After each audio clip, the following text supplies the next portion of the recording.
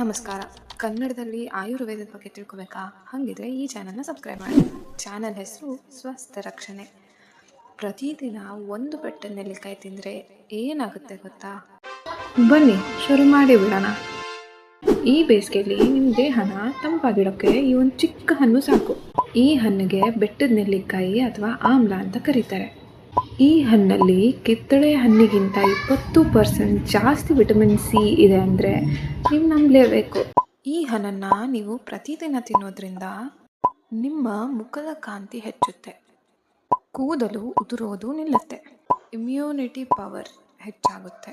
ಸರಿ, ಈಗ ಇದರ ಬೆನಿಫಿಟ್ಸ್ ಏನೋ ತಿಳಿದಾಯ್ತು. ಇವಾಗ ಇದನ್ನು ಹೇಗೆ ತಿನ್ನೋದು ಅಂತ ಹೇಳ.